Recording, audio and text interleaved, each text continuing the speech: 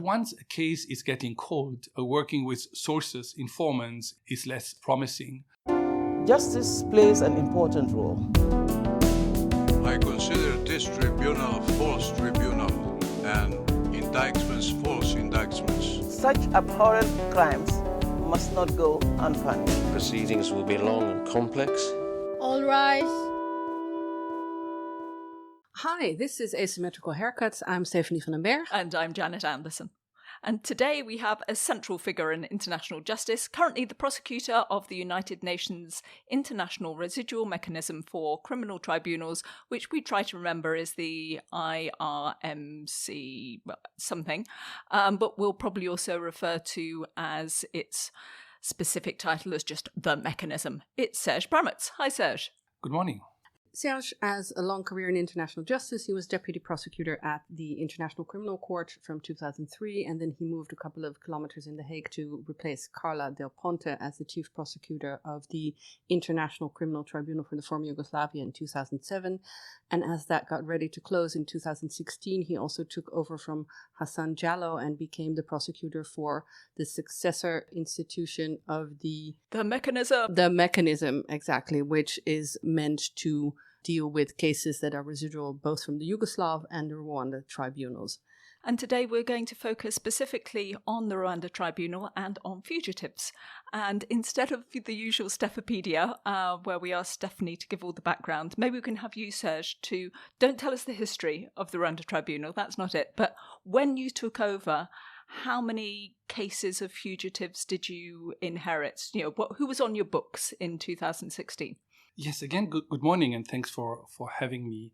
Indeed, when I took over in 2016, there were still eight fugitives. The question of the tracking of fugitives has always been central for the Yugoslav Tribunal and the Rwanda Tribunal. And I think those are, in fact, the only international tribunals which had, almost since the beginning, dedicated tracking teams actively looking for the remaining fugitives. So when we closed the ICTY, we were in this fortunate situation that there was no fugitive. Yeah, lucky you had kind of clean slate there, didn't you? Somehow, after the arrests in 2008 and 2011 of Karadzic and Mladic. So when I took over the mechanism, also with a specific focus on the remaining fugitives of the Rwanda genocide, we tried to implement some of the methodologies which were more and more successful in the former Yugoslavia. So when I took over, we looked at the 8 fugitives and started to determine some priorities. I looked at the working methodology, I looked at the composition of the tracking team, and I made a number of important changes. And so when you're talking about these very mechanics, what did you find and what specifically did you change? Did you hire more people? Did you start doing it in a different way? The ad hoc tribunal for Rwanda started in the mid-90s, right? At that time, the methodology you would use to track fugitives is very different from what we consider being appropriate nowadays. So traditionally, you work very much with sources, with informants, with members of the criminal organization or the military structure, which was directly linked to the fugitive. This works normally quite well in the first years after a conflict when you still can follow the movements. But once a case is getting cold, working with sources, informants, is less promising. So when I took over, I understood that the system used was still mainly working with sources and informants. There were several dozens of individuals who were providing leads and information in relation to the fugitives. But were they not providing real information, or was it not the right information, or? That's always difficult to say because there were at that time financial incentives for information. There's, of course, the large US reward program of 5 million. And I looked during several months at the working methods. And, if you are receiving information about Kabuga or Mpiranya, where he has allegedly been seen the same week in Gabon and in Mozambique, and perhaps in a plane to Egypt, well, then you know that something is wrong with the system. So we made a fundamental restructuring of the tracking team. Basically, we replaced the members of the tracking team and to put more emphasis on analysis. Because once you have a cold case, if I may say, once you have no idea where a fugitive has been for the last 10, 15 years, first, you have to identify the persons of interest. who are the persons you think today are still in contact with the fugitive. Then you have to look around them. You have to do financial investigations. You have to do open source investigations. You have to determine their travel pattern in order to come up with a case scenario allowing you to be more successful. So we replaced the team. We got several analysts from different parts of the world. And this led to the results we had over the last 2 years, where we could close 4 of the remaining 8 fugitive cases. Let's kick off with one of them, which is the arrest in Paris in 2020 of Félicien Kabuga, Rwandan businessman accused of genocide, essentially for bankrolling the anti-Tutsi media companies and for the arming and for the financing of the so-called Interahamwe Hutu militias. He's in his 80s and he's due to go on trial September 29th. That might be before this podcast goes out, might be afterwards. But anyway, September 29th, 2022, 3 counts of genocide, 3 counts of crimes against humanity. Now, your predecessor, Hassan Jallow, used to say regularly, because you always have to report back to the Security Council, that Kabuga was meant to be in Kenya. And I can even remember a documentary by a friend of mine, John Allen Namu, where he kind of really looked very carefully to see whether this particular man in a particular photograph in Kenya was Kabuga. But when did you start to shift from the kind of Kenya focus to somewhere else?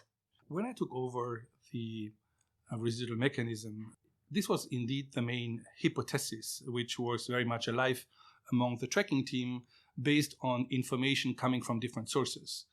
But as I said, we were never really sure if this was real information or not.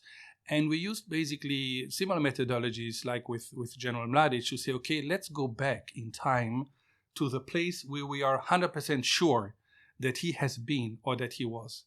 And when I looked at this, well, it was 2007 when he had surgery in Germany under a fake identity where he was together with his son-in-law, Ingera Batware, who was then arrested in Germany, who has in the meantime been convicted.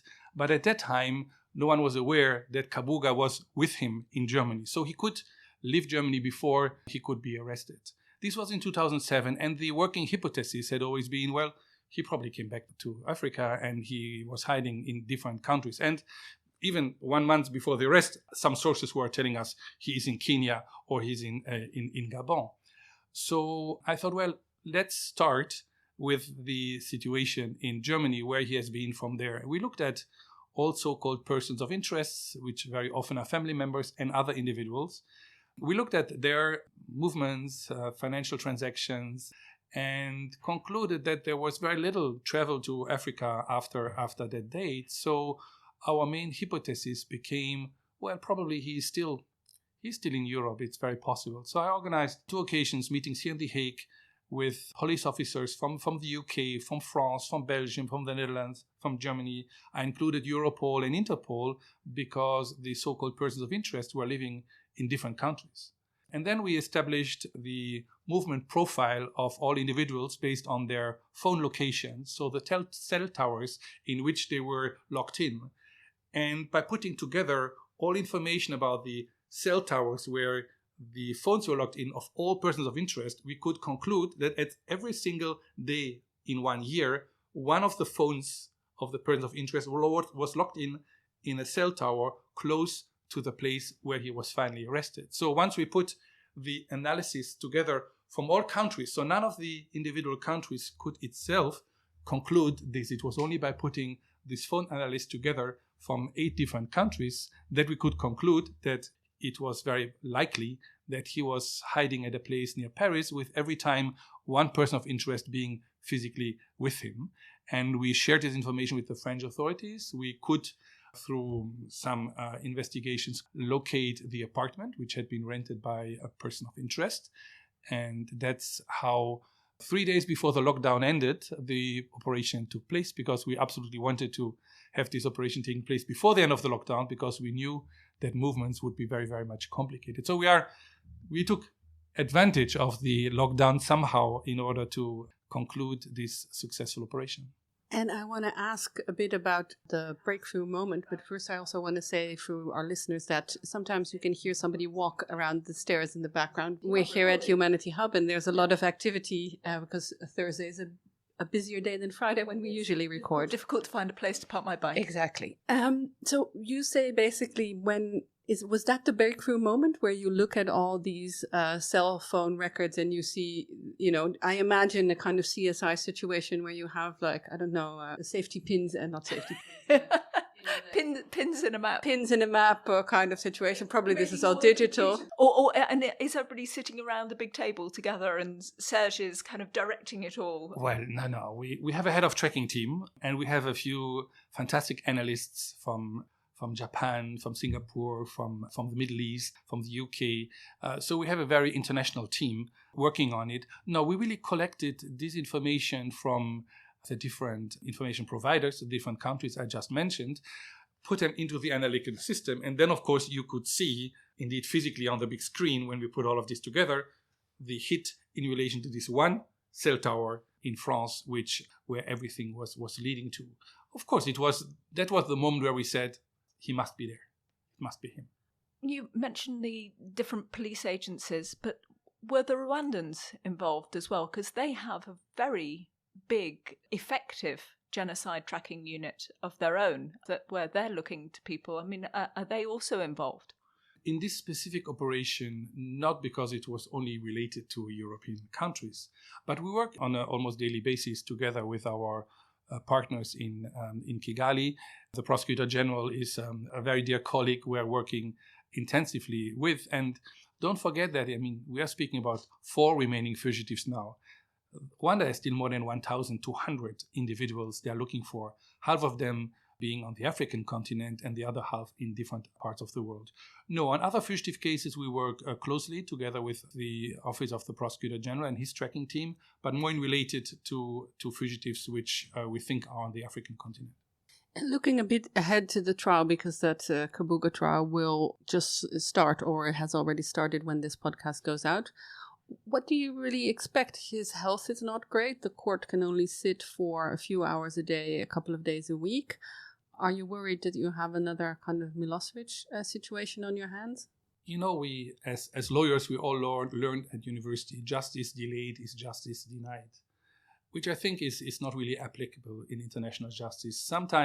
Often it takes years and years before a person who was very well protected becomes vulnerable, allowing us as international justice to be successful. So we really see it in phases. The arrest, I think, was a major achievement. I've been with victims' organizations before the arrest. I understood what he represents for them in terms of a responsibility for the genocide against the Tutsi. And many interlocutors from the political victims and other communities told us we would never ever had expected that this arrest would still take place. So this was phase 1 to get him arrested. We adapted and changed the indictment to streamline the indictment, to have it more focused, to have it shorter, which also was accepted by the judges. And we went through a long procedure over the last year in relation to fitness for trial, where we also have now decisions by the judges. Now, the next phase will be the trial. We are ready to start the trial at the end of this month. We have more than 100 witnesses. Half of them will testify in person. The other half, we already introduced written evidence in relation to their testimonies. We are ready for this trial, and we're looking forward to it. So back to the fugitive tracking. You've also found 2 other Rwandan fugitives, Augustin Bizimana in Congo-Brazzaville and Proteus Mpiranya, the former commander of the Presidential Guard. He was in Zimbabwe. They're both confirmed deceased. And you've got your sights on Fulgence Kayishema, one of the 4 remaining fugitives. I don't know if my maths is correct. Let's just check my maths. Well, is there anybody else that we've missed out there? Yeah, well, those are really the key names which are there. There are still 2 or 3 other fugitives, but the main priority we are today working on is really Kayishema. And so this is South Africa is the issue here. And what's the story there? Well, 3 years ago already, we located Kayishema in South Africa. You have to know that he has been indicted for having actively participated in an incident where hundreds of women and children were hiding in a church building, and where he was present when hand grenades were thrown into the building, with hundreds of women and children and elderly people being killed. And because the killings couldn't advance quickly enough, they used very heavy machinery to have the church collapsing on the remaining victims. So very, very awful case in which a number of other individuals have already been convicted in the past. So we located him 3 years ago in South Africa. We got the confirmation via Interpol that he was hiding there under a fake identity. It was very, very difficult at the beginning to get cooperation from South Africa.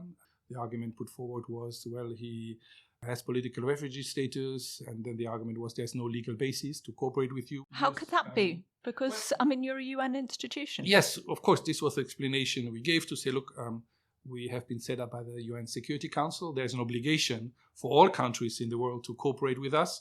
And so it took 1 year before South Africa finally said, okay, we're willing to cooperate, we will execute the arrest warrant. But then they went to the place where he was allegedly living with his family, and surprise, surprise, he wasn't there anymore. It took then another year, more than a year. We were asking to get at least bank information, telephone numbers, financial information about him, his refugee file. It was very complicated. And in our Security Council reports, I've really been very, very outspoken, and also in the speech. Yeah, we noticed. It was so difficult for me to understand that the country of Nelson Mandela would not be supportive in arresting an individual suspected of those awful, massive crimes. Luckily, this year, finally, and that's why I will not continue on the negative side. Let's be positive, because we still need South Africa's cooperation.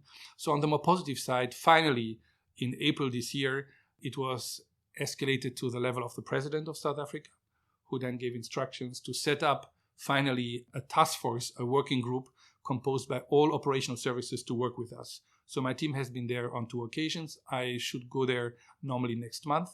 And so we are cautiously optimistic that there will be better cooperation, as it started already. Is he still in South Africa, or is he in the meantime in one of the neighbor countries? We don't know. But he's definitely our number one priority for the months to come. And when you look at the fugitives that you found, most seem to have false identities, they have passports, and they have been on the run for a long time. They've got money as well. Yeah, they have the resources to be away. What kind of network supports these people? And also, I remember from the former Yugoslavia, it was always the downfall when one cousin gave finally a phone call to somewhere. They seem to always end up being related to the family that you're tracking. So I'm kind of trying to figure out how is the network and how do you finally catch them? The networks are always very, very different, depending if it is a person with a military background or a political background or a business person. And you're right, at the end of the day, over the years, it's at the end the family, which is the closest, and at the end of the day, the persons of interest which lead us to an arrest. You mentioned Mpiranya, who was really, after Kabuga, our number one fugitive, because he was also earmarked to be prosecuted at the mechanism where the remaining fugitives now, in case of arrest, will be prosecuted in Rwanda. After the genocide, he fled to the DRC, to Cameroon. He was then fighting with the Rwandese opposition together with the government in the DRC during the Congo Wars.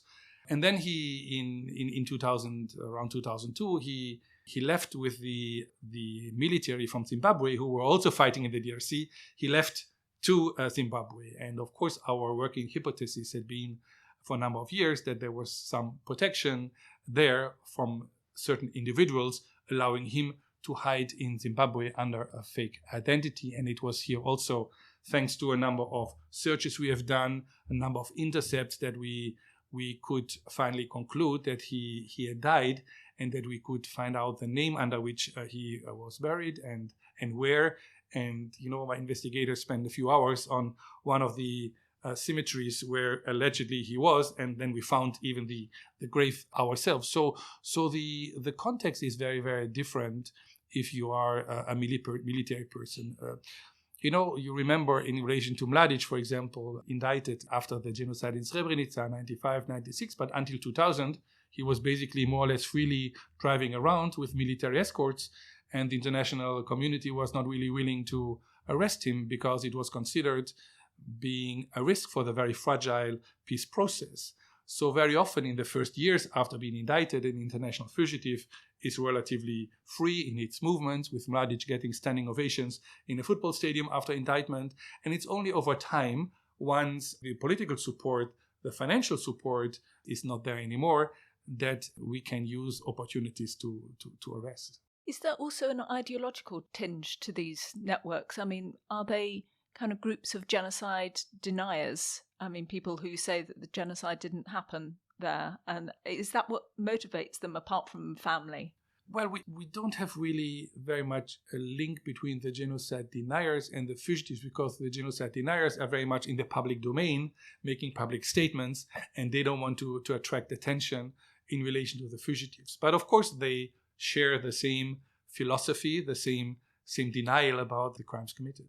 In your speech to the UN Security Council, you said you wanted to bring all remaining Rwandan fugitives to justice in the next 2 years.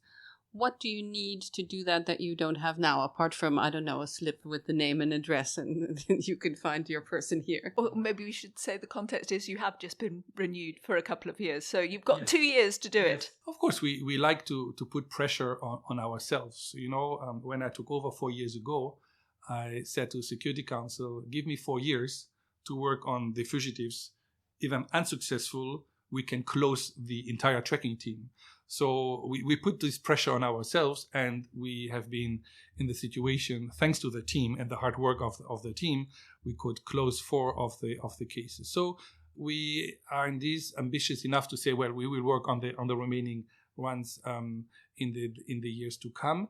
You are right when you said that all of them have several passports.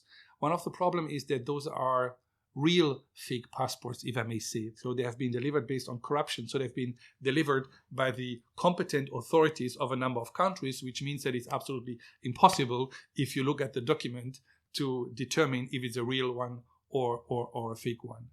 So this remains a big problem. It is an issue that a number of countries, I will not mention, but we're in contact with in the African context, are for years not answering requests for assistance when we are trying to find out who has delivered this fake passport, why was it delivered. But for both fugitives, Kabuga, but also in Piranha, when they were arrested, well, the identity they were using was not even on the list of the 20 we had. So cooperation remains difficult. There are, of course, still political tensions between a number of African countries, which doesn't make it necessarily easy. So, yeah, we hope that at the end of this year, when the budget for next year will be decided, I can keep my 8% in the tracking team. We are confident that we will be able to close 1 or 2 cases in the next year as well, if we have the resources, and if countries, UN member states, continue cooperating with us, or even increase the quality of the cooperation with us in the years to come. What's next when you catch them, apart from going to trial? Is that then, you have 2 more years? Do you see something beyond being the head of the mechanism, or? I'm getting often this question. So when will the mechanism close? Is it in 2 years? Is it in 4 years? Is it in 6 years? Well, the fugitives is only one part of our activities. And even if the last appeal is now ongoing, Stanisic and Somatovic, leaders at the Serbian Intelligence Service, this appeal procedure should end next year. And the Kabuga trial and appeals should also hopefully not take more than the next 2 years or so. Then there will be no other judicial activities. But there are more than 50 people serving their sentence, which have been convicted by the 2 tribunals, where early release and other questions can still on the agenda. There's still contempt of court, witness protection. There still can be interferences. And the reality is also that, as I said earlier, Rwanda is asking and sending us on a weekly basis almost requests for assistance, because they are looking for more than 1,200 individuals. And we have, for the Rwanda genocide, more than 1 million pages of documents which are potentially useful for proceedings there. This is even more the case for the former Yugoslavia, where I will be again in Belgrade and in Sarajevo very soon. Well, in Sarajevo alone, there are still several hundred investigations ongoing in relation to 3,000 individuals. And we have 10 million pages of documents in relation to the Yugoslav tribunal. So what I would say is that, well, very soon we are not anymore in the driver's seat for the cases in the former Yugoslavia and in Rwanda. But we will have a very important support function to provide for years to come. It's a new phase where we are, as I said, only supporting national jurisdictions, but it remains very, very important with, of course, a much more reduced team. I had 500 staff members 10 years ago. Now, of course, it's less than 100, and it will go further down after the closure of those two last remaining cases. We always end the podcast with a few specific questions. The first one is there something that we should have asked you that we didn't? I think we covered a lot of aspects. And of course, I think the main message I want to give is to say, well, it's not over with the end of those remaining trials. Justice at the domestic level needs to continue and is even more important than ever. And we also ask another question. Do you have a favorite court case? Could be something you're working on now, could be something that you did as a younger man prosecuting it, something that you still remember or that you like to give as an anecdote? Well, I don't think that prosecutors have favorite cases. I would even say that we, of course, all notice that cases like Kabuga or Karadzic or Mladic are getting a lot of attention. But for the individual victim, it doesn't really matter if you are the victim of one of the very prominent perpetrators or not. So I think more often about the Mothers of Srebrenica and other victims organizations I'm dealing with, and about the thousands of victims which are behind all those cases which are less publicized and less in the public domain. And our final question that we always ask is, do you have any recommendations of what you've been reading or watching or listening to that you'd like to share with our audience? That's a difficult one. You mean you don't read? Or you don't have time? The last years, I did not have really a lot of time to read. I, of course, follow the news 10 times a day on many different programs. And when I'm on vacation, which is relatively rare, I just try to read something very light, which probably is not necessarily what I would recommend. Well, have you been reading anything recently, Stephanie, just so we have something for the end? Now I have to confess that I'm still reading Philip Sand's book, which I haven't finished since the last podcast. So I'm reading about Chagos and the ICJ, which is very on brand for me. And you? I'm catching up with Sally Hayden's book from the podcast that we did on Libya and the migration issue and the European Union. And it is very hard reading because the stories are just so dreadful. Oh, so we're both just working and reading. Thank you very much, Serge, for coming on our podcast and talking to us about the track and trace, as Janet calls it. Thanks for having me, and see you soon. Thank you. Bye. This podcast was created and presented by Janet Anderson and Stephanie van den Berg. You can find show notes and additional blogs on asymmetricalhaircuts.com. It is recorded in the Hague Humanity Hub, home to a community of innovators in the field of peace, justice, development, and humanitarian action. Music is by audionautics.com, and the show is available on every major podcast service, so please subscribe, give us a rating, and spread the word.